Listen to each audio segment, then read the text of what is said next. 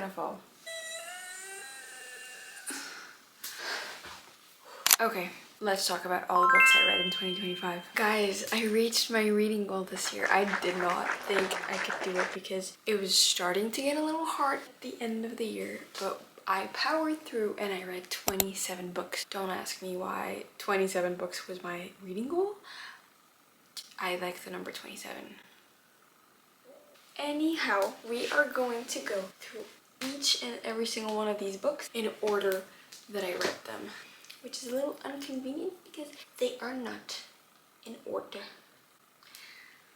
So I'm gonna have to go fishing. Let's start with January. In January, I read 2 books. One very good and the other one, well, I started the year off by reading The Score by Al Kennedy, which is the 3rd book in the Interconnected Standalone series Off Campus. I made it my goal this year to finish the Off Campus series because the show would be coming out next year, or well, in 2026, and I wanted to read all the books before the show came out. I think I ended up giving this book 5 stars. Looking back, I would probably maybe give it 4.5, but I did really love it. This book follows Dean and Allie, and they're both very interesting characters from the Off-Campus series. And I think this one is like my favorite, if not my second favorite. I don't know. I'm torn between the first one and the second one. This one is really, really good. I love me some hockey romance, as you will see throughout this video. And then the second book I read in January was a thick brick. Where is it? Oh, it's right in front of my eyes.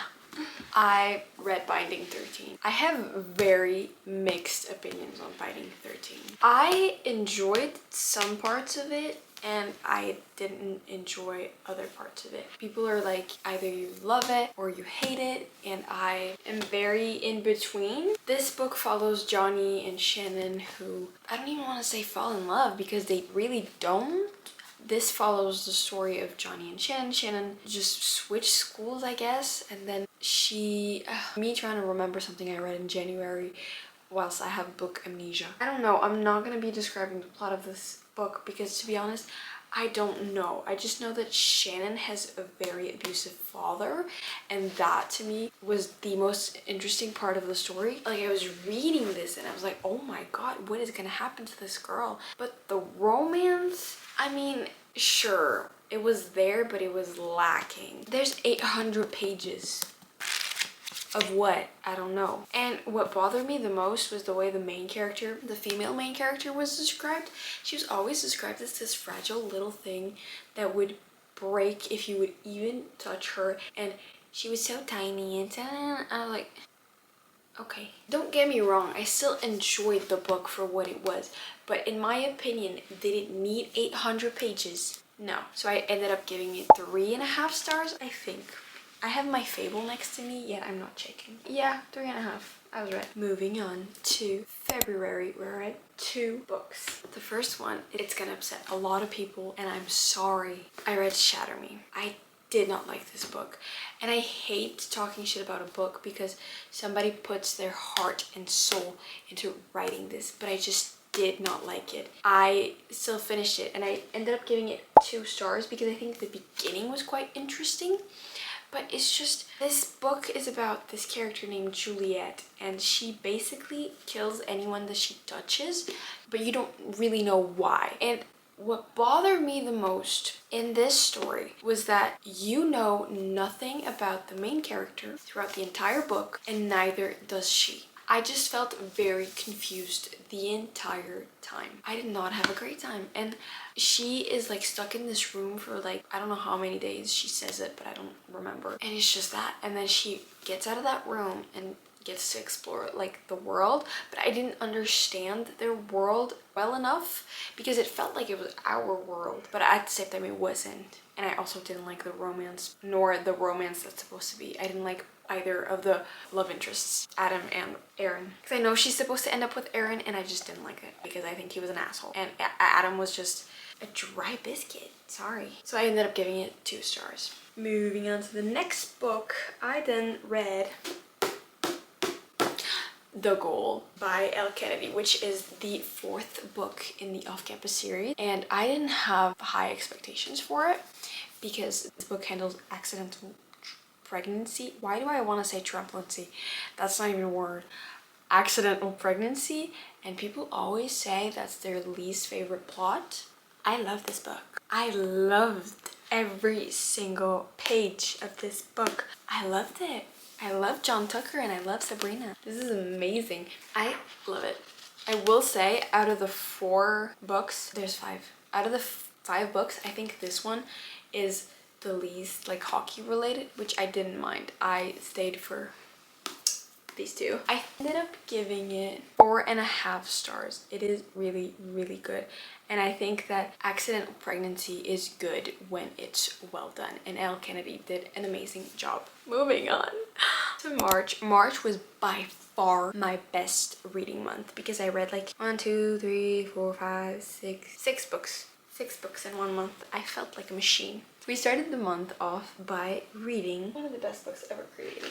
Practice Makes Perfect by Sarah Adams. Now, if you saw my all the books I read in 2024 video, you would have known that I read When in Rome and I didn't really enjoy it. And if you don't know, Practice Makes Perfect is the 2nd book in the When in Rome series. It's like an interconnected standalone series. These are like all small town romance and they all involve different siblings from the Walker family. So the 1st book is about Noah Walker, the 2nd book is about Annie Walker, 3rd is about Emily... ? Yes, and the 4th is about Madison. And I didn't really love the 1st one. So I was kind of about reading the 2nd one. I already had it anyways and I didn't know what to read next. So I picked up this book not thinking anything of it and I just had 0 expectations for it. And oh boy, was it the best book I read all year. This book, I gave it 5 stars. This book talks about Annie and Will. He's a bodyguard, even though he does not like to be called that. He's a bodyguard for a very famous pop star who appears in the 1st book and she owns this flower shop. She, let's put it this way, does not have any luck whatsoever in her dating life and he tells her that he will be her coach, her dating coach or whatever, and so they end up fake dating. I fell in love with these 2 characters so bad. It is so good. The things that this man does for her, he read her romance books for her. Stop it. I love it. I love it. I read this in 2 days. At the end, I was like sobbing because I didn't want the book to be over. I love these characters so much. Anyways, 5 stars. And then, since I was over with the off-campus series, I say over in parentheses because if you go in the reading order, you read the first 4 and then you read the entire Briar U series and then you come back to the off-campus series and read the Legacy. But I didn't do that. Spoiler alert. But I was planning on doing that. So then I read The Chase by Elle Kennedy. You will see in this video that Elle Kennedy is my most read author of the year, which hey, I'm not complaining. I loved her books. This book follows Fitz, whatever the fuck his name is, and Summer DeLuentis. She's the sister of one of the guys from the off-campus series. This kind of is a love triangle, kind of isn't, kind of is a friends to lovers, yet at the same time it isn't. I hated with all my heart, not the book, no, the male main character. Sorry, but he was such an asshole. The way he treated her at the beginning, telling her she was bitchy and all that, I hated it. I hated Fitz's guts. Honestly, the whole time, I did a reading vlog on this book, and oh boy, I hated him so much. He was pissing me off. I ended up giving it 3 stars because I think by the end, I was okay with them being together. I just didn't like him as a character. I don't know if that makes sense, but I really loved Summer's character. And the whole love triangle thing pissed me off. It wasn't even a real love triangle, but it was just, she kissed someone from his team and he had a crush on her, but she didn't really have a crush on him because she always liked Fitz, but I didn't like Fitz. That's all I'm gonna say. So I ended up giving it 3 stars. And then I read another fantastic, phenomenal, amazing book, which is Funny Story by Emily Henry. This was my very first Emily Henry book, and oh boy, it set the bar so high for the other ones. You don't understand. This book follows Daphne's and Miles's relationship. Basically, her fiance cheated on her with his girlfriend because they were childhood best friends. So she then decides to move in with him because she has no place to go, and it's like a forced proximity and also fake dating. You're gonna see a pattern. I'm a sucker for a little fake dating. This book was so good.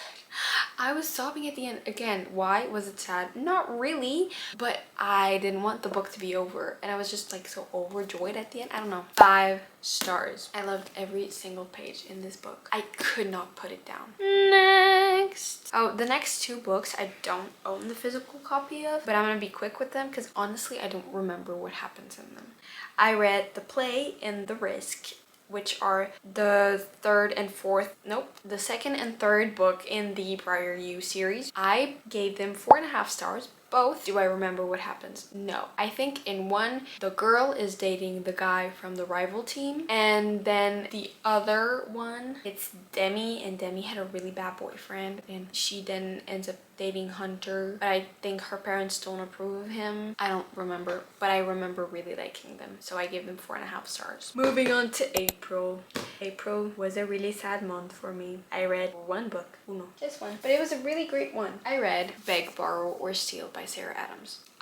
This year was the year I fell in love with Sarah Adams's writing. I love this book. I gave it 4.5 stars. This is the 3rd book in the When in Rome series, and this follows Emily Walker, who is the oldest, I think, and she is a teacher, and her rival, her arch nemesis from college, just moved back into the city, and they are teaching at the same class, and she's an author. She's trying to get her book published, and he's also an author, but a secret one. He doesn't tell her. It's like enemies to lovers slash rivals slash I don't know, but it's so good, and Sarah Adams knows how to write a good small town romance. I love it. I love Sarah Adams. Sarah Adams is my girl. And then we have to move on to May because I read one book. Moving on to May, I read 3 books in May, I think. Yeah, 3 books.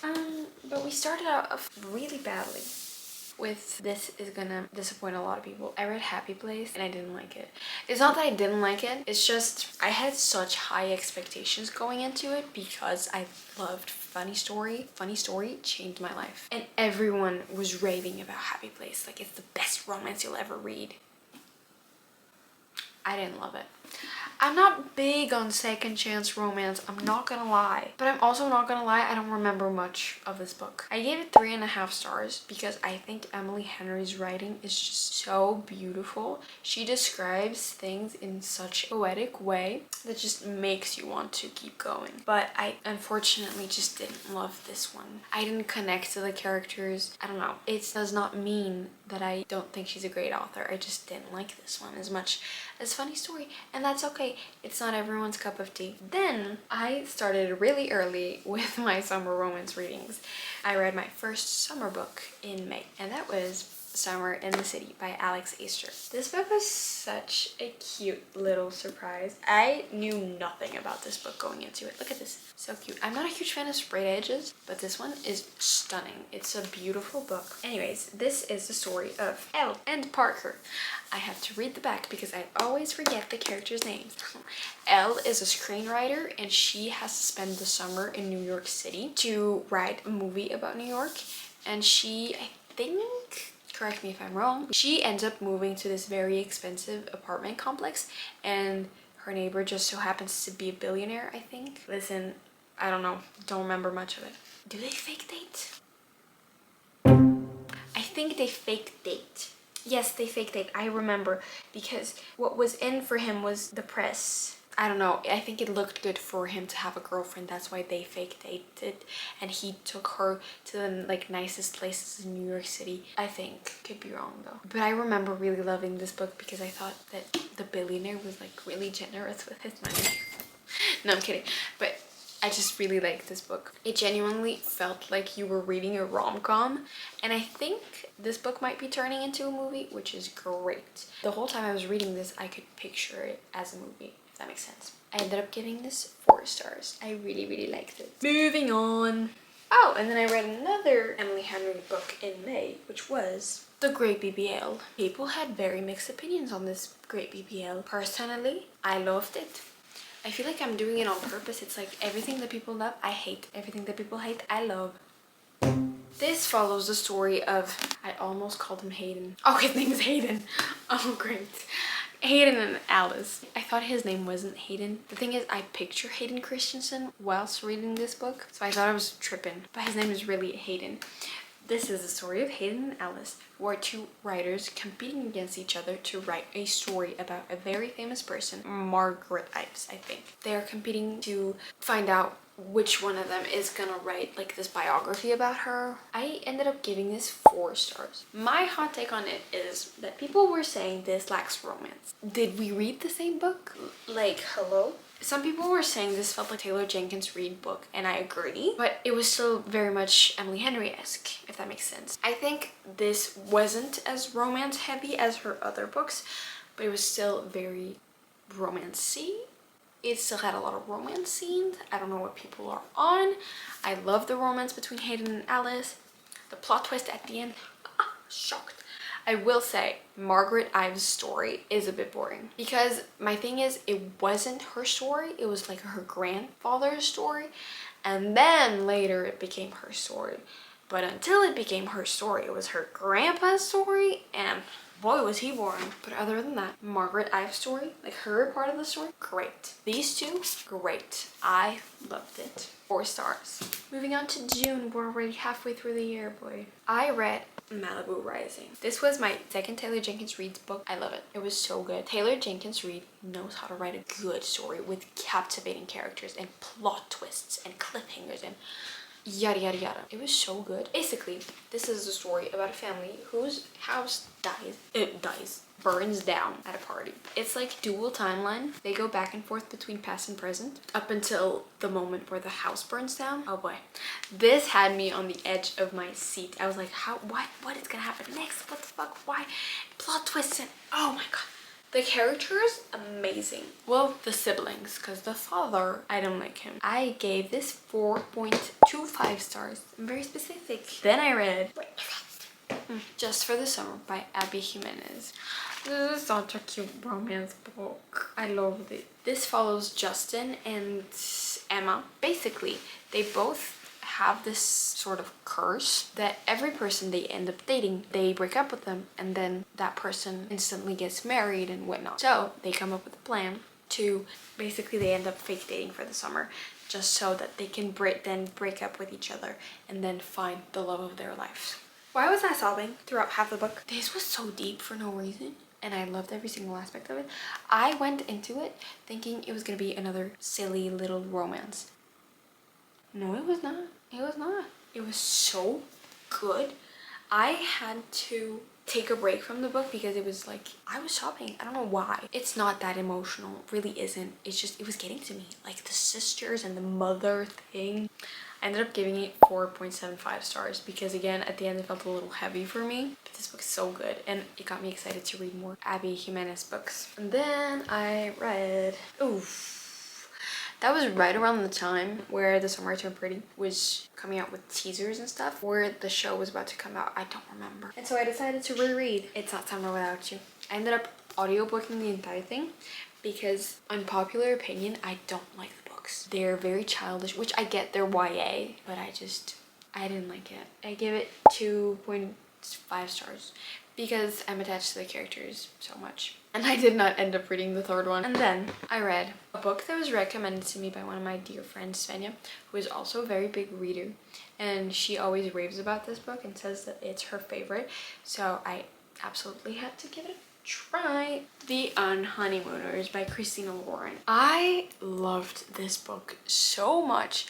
I read it in 2 days. This book follows Olive and Ethan, who go on their siblings' honeymoon because Olive and Ethan's siblings are dating each other. Olive and Ethan's siblings are getting married, but at the wedding everyone gets sick except Olive and Ethan because I think they didn't eat the food that everyone else ate. And so Olive's sister tells her to go on the honeymoon for her because or else it's just gonna be a waste.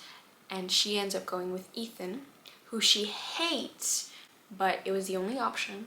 So they end up fake dating because they had to for the honeymoon so that people wouldn't catch on to the fact that they are not married and they are using a free honeymoon trip. This was so good. I love this book so much.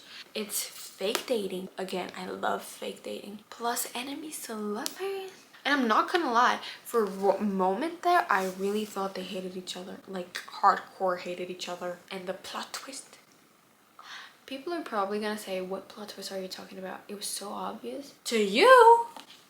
To me, it wasn't. I gave it 5 stars. So good. Then I read another 5 stars. These 5 stars were falling like snow. I read One Golden Summer by Carly Fortune.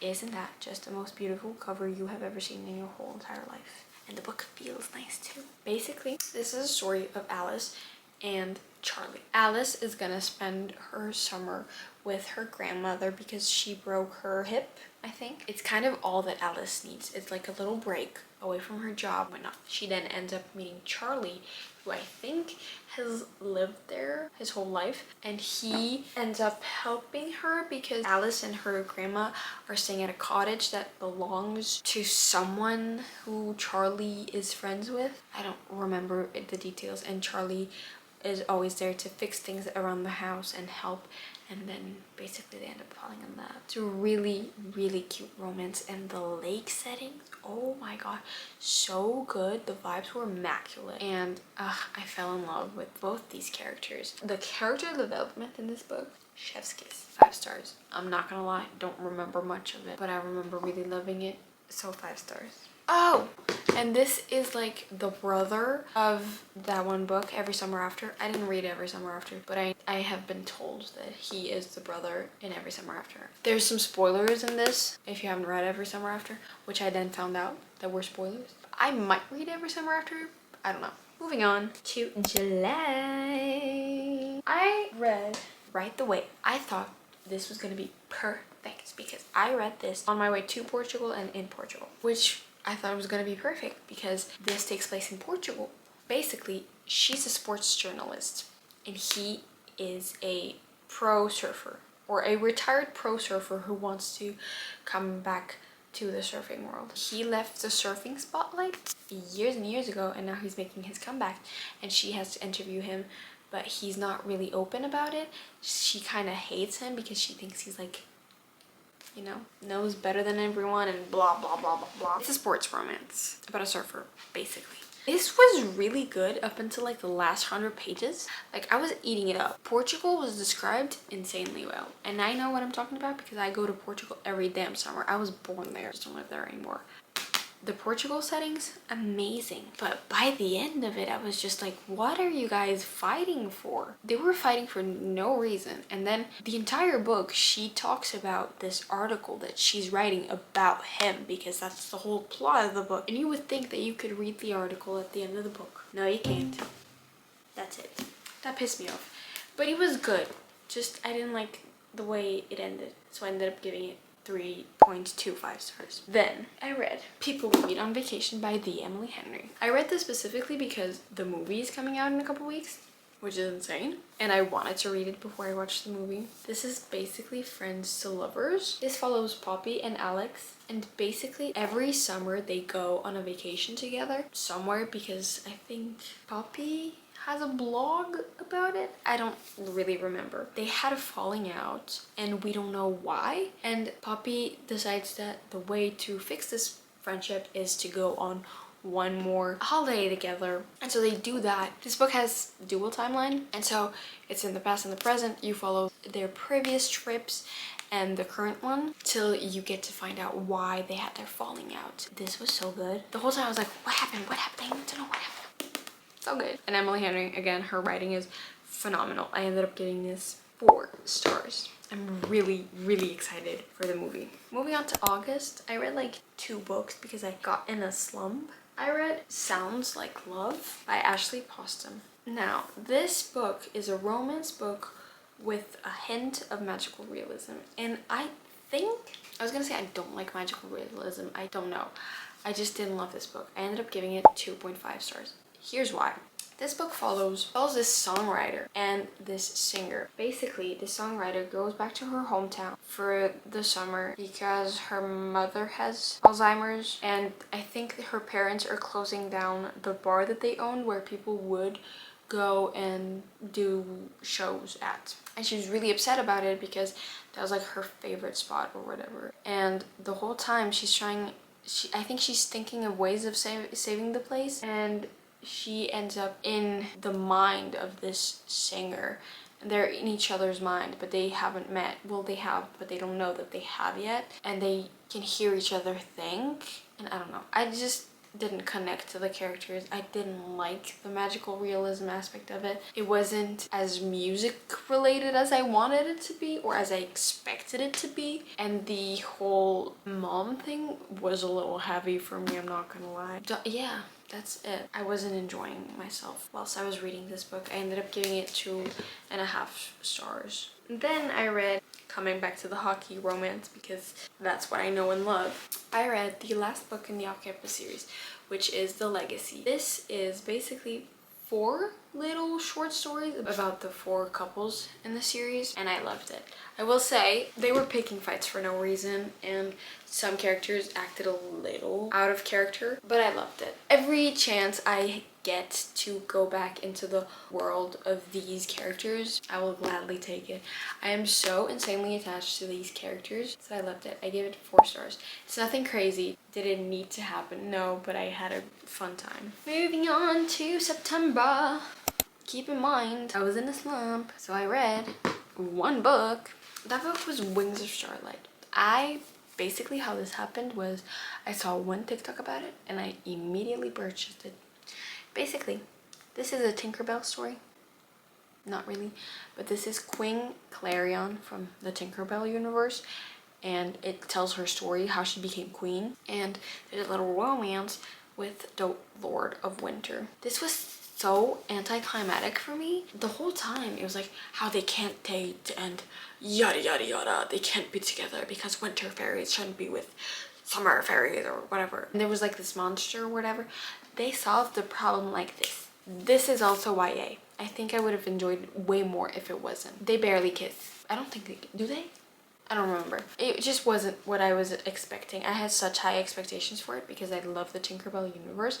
I grew up with the Tinkerbell movies and I was really loving the settings and the whole vibe, and I was obsessed with it. But the story itself, it wasn't. And it's told in 3rd person. I don't like that. So I gave it 3 stars. Moving on to October. I was still in a reading slump. But anyways, you gotta keep going. You have a reading goal to reach. I read Wild and Wrangled by Lila Sage. This is the 4th or 5th, 1, 2, 3. This is the 4th book in the Rebel Blue Ranch series. It's an interconnected standalone series.